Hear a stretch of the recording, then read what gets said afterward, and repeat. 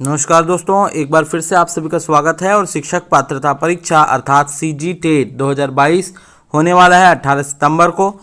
कौन सा कोर्स ऐसा है जो किया हुआ विद्यार्थी परीक्षा उसको दे सकता है, इसको हम आसानी से समझने का प्रयास इस वीडियो में करेंगे, क्योंकि कन्फ्यूज़न ही कन्फ्यूज़न हो चुका है। बहुत सारे छात्र काफ़ी ज़्यादा कन्फ्यूज़ हैं कि कौन पात्र है और कौन अपात्र है इस परीक्षा को देने के लिए, और अगर अपात्र है और क्या वो परीक्षा दे सकता है। विभिन्न क्वेश्चन मेरे पास आए हुए हैं अलग अलग, उन सब का भी मैं आंसर करूंगा इस वीडियो में। तो चलिए वीडियो को शुरुआत करते हैं। लेकिन उससे पहले आप चाहते हैं सीजी टेट का लगातार अपडेट आपको मिलता रहे, और अगर प्रैक्टिस सेट भी आप करना चाहते हैं तो हमारे चैनल पर प्रैक्टिस सेट आज से ही स्टार्ट हो चुका है, जो कि पूरे जिस दिन परीक्षा होगी सीजी टेट की उसके पहले दिन तक चलेगी। तो आप अगर अलग से टाइम नहीं दे पा रहे हैं तो हमारे वीडियो के माध्यम से आप अपनी तैयारी कर सकते हैं। डिस्क्रिप्शन में लिंक है प्लेलिस्ट का, वहाँ से आप जाकर वहाँ पर देख सकते हैं। तो देखिए, सबसे पहले आपको मैं बताना चाहूँगा कि एजुकेशनल क्वालिफिकेशन क्या है परीक्षा को दिलाने के लिए में समझते हैं, ताकि आप सभी को आसानी से समझ आ जाए। पहला पॉइंट ये है, क्योंकि हिंदी में लिखा हुआ था नोटिस में तो अच्छे से समझ नहीं आ रहा था। देखिए, आपको यहाँ पर से समझ में आ जाएगा। The candidate should have completed graduation. तो ग्रेजुएशन होना चाहिए, वो भी 45% के साथ बीएड, मिनिमम 45% के साथ बीएड। ये तो आपको बिल्कुल समझ में आ गया। सबको पता है कि बीएड करने वाले कम से कम 45% पाया हुआ व्यक्ति जो है इस परीक्षा को दिला सकता है, ये सबको पता है। दूसरा point, the candidate should have completed higher secondary यानी कि 12th या फिर उसका इक्विवेलेंट विथ कम से कम 50% 12th में, और 4 year elementary in bachelor in elementary education BElEd. जैसे बीएड होता है वैसे बीएलएड भी होता है, तो वो किया हुआ होना चाहिए और 12th पास आउट होना चाहिए, ये यहाँ पर बोला जा रहा है। ये भी आपको समझ में आ गया होगा। थर्ड लिखता है, the candidate should have completed higher secondary मतलब 12th और इक्विवेलेंट विथ एटलीस्ट 50%, तो 50% होना चाहिए कम से कम।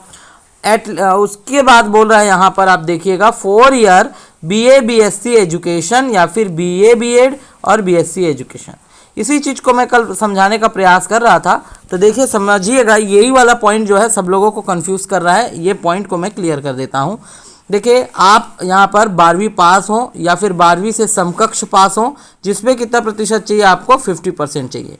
लेकिन इसके साथ यदि आपने बीए किया है जिसमें एजुकेशन करके एक सब्जेक्ट है, या एजुकेशन में ही बीए ऑनर्स जैसे एजुकेशन के लिए होता है, या फिर आपने बीएससी किया है जिसमें आपका एजुकेशन हो, ये लिखा है देखो, बीए ऑप्शन बीएससी और ईडी का मतलब है एजुकेशन।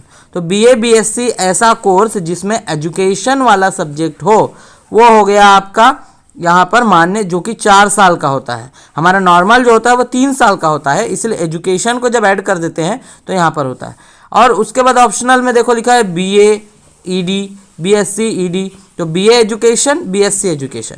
इसी को मैं कहना चाह रहा हूँ कि बीए और बीएससी वाले भी कर सकते हैं, लेकिन उसमें एजुकेशन वाला फील्ड होना चाहिए, सब्जेक्ट होनी चाहिए। ठीक है, ये तीनों चीज़ें आपको समझ में आई। इसके बाद और एलिजिबिलिटी यहाँ पर देता है, वो देखिएगा, the candidate should have a 2 year diploma in elementary education, जो हमने पढ़ा था अभी कुछ देर पहले, बीएलएड जो होता है उसी प्रकार होता है डीएलएड, जो आप सभी को पता है डीएलएड जिसको हम बोलते हैं, डीएलएड और बीएड वाले ऐसे करके। तो डीएलएड यही है, एलिमेंट्री एजुकेशन 2 साल का जो होता है, ठीक है, डिप्लोमा, वो हो गया। इसके बाद है, the candidate should be a graduate with at least 50% marks in education BEd in pedagogy. Optional में देता है 2 year bachelor in education BEd. अब इसका क्या मतलब है, तो आप ग्रेजुएट हो कितने परसेंट में, कम से कम 50% में, वो भी किस में बोल रहा है, देख रहे हैं, एजुकेशन में, अर्थात बीएड की बात कर रहा है। ये पेडागोजी होना चाहिए उसके साथ, या फिर 2 ईयर की बैचलर डिग्री सिर्फ बीएड होना चाहिए, तो भी वही मतलब एक ही है ये दोनों का, ठीक है। इसके बाद आप देख पाएंगे, the candidate should have passed or be appearing in first year BEd special education. Special education जो होता है, डीफ डम्ब, जो दिव्यांग छात्र होते हैं, जो सुन नहीं सकते, जो देख नहीं सकते, उन सभी को जो शिक्षा देने के लिए जो टीचर होता है, वह टीचर होता है स्पेशल एजुकेशन पढ़ के बीएड में, ठीक है। तो वो वाले कैंडिडेट भी इसको दिला सकते हैं, लेकिन इसके लिए 6 माह का एक ट्रेनिंग अलग से होता है। इसको हमने उस दिन बताया था जब प्रेस विज्ञप्ति आई थी। ठीक है। और एक ऑप्शन यहाँ पर दिया हुआ है कि आप candidate should have completed graduation with at least 45 marks, 45% तक आप कोई भी ग्रेजुएशन कर सकते हैं, बीए, बीकॉम, बीएससी, एमएससी जो भी है, और एंड बीएड होना चाहिए। तो कुल मिला के आपको समझ में आ गया होगा कि बीएड और डीएलएड वाले तो बिल्कुल दिला सकते हैं, ये सबको पता है। लेकिन क्या बीएड किए हुए नहीं जो किए हैं और या डीएड नहीं किए हैं उन लोग दिला सकते हैं कि नहीं? तो नहीं दिला सकते। लेकिन बीएड डीएड ना करके उन लोग अगर बीए या बीएससी किए हुए हैं जिसमें उनका एक सब्जेक्ट एजुकेशन हो, या बीए बीएड किया हुआ हो, या फिर बीएससी बीएड किया हुआ हो, तो वो एग्ज़ाम को दिला सकते हैं। ठीक है भाई, समझ में आ गया? ये चीज़ें थी। अब जैसे कि यहाँ पर एक क्वेश्चन आया हुआ है, मैं 12वीं पास हूँ, टेट का एग्ज़ाम दिला सकता हूँ या नहीं? 12वीं पास है, टेट का एग्ज़ाम नहीं दिला पाएंगे, क्योंकि 12वीं पास के साथ साथ एक ऐसा कोर्स होना चाहिए जिसमें एजुकेशन आना चाहिए, एजुकेशन सब्जेक्ट आना चाहिए, तो ये नहीं दिला पाएंगे। टेट का एग्ज़ाम देने के लिए बीएड करना ज़रूरी है क्या?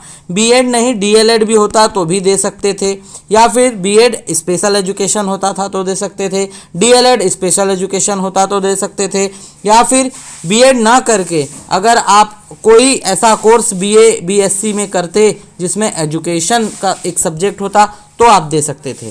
तो इस तरह से ये जो है एलिजिबिलिटी है, एजुकेशन क्वालिफिकेशन है, जिसमें आपका अगर है तो आप इस परीक्षा को दे सकते हैं और पास हो सकते हैं, तब आपका मान्य है। अब एक और महत्वपूर्ण इम्पोर्टेंट बात ये है कि अब आप मान लो जाए ये कोर्स कर रहे हैं और अभी आप सीजी टेट दे देते हैं और पास हो जाते हैं, और उसके बाद आपका बीएड कंप्लीट हो रहा है, तो भी आपका सीजी टेट मान्य नहीं होगा। आपका ये कोर्स कंप्लीट होना चाहिए एजुकेशन वाला, तब जाके सीजी टेट आपका काम करेगा। ठीक है, अन्यथा सिर्फ आप अपने एक्सपीरियंस के लिए दे सकते हैं, ऐसा आप समझ सकते हैं। दूसरी बात, जो यहाँ पर अपात्र घोषित हो रहे हैं कि मैं नहीं दिला पाऊँगा, जैसे आपने समझ गए होंगे कि आप नहीं दे सकते, लेकिन फॉर्म को आप भर सकते हैं, बिल्कुल भर सकते हैं, परीक्षा भी आप दे सकते हैं अगर आप देना चाहें तो, और पास भी हो गए वो अलग बात है, लेकिन वो काम नहीं आएगा जब तक आप एलिजिबल नहीं रहेंगे, तो वो काम नहीं आएगा, भले पास क्यों ना हो जाओ। ठीक है, आई थिंक मेरे हिसाब से और समझ में आ गया होगा, डिटेल कंप्लीट हो गया होगा। तो कुल मिला के ये है, कोई एमए किया हुआ है, एमए करा हुआ है अगर एजुकेशन में तो वो कर सकता है, लेकिन एमए किया है कोई पॉलिटिकल में, कोई हिंदी में, कोई इंग्लिश में, कोई कुछ, तो फिर ये नहीं कर सकता। उसके साथ एजुकेशन वाला कुछ होना चाहिए तब करेगा। कोई डिप्लोमा ऐसा है जिसमें एजुकेशन में आपने किया है, तब आप उसको दे सकते हैं, तो अच्छा काम यहाँ पर काम आएगा वो सीजी टेट का सर्टिफिकेट, अन्यथा नहीं आएगा। बीएड वाले तो दे ही सकते हैं, डीएलएड वाले दे ही सकते हैं, BEd special education, DElEd special education वाले लोग दे ही सकते हैं।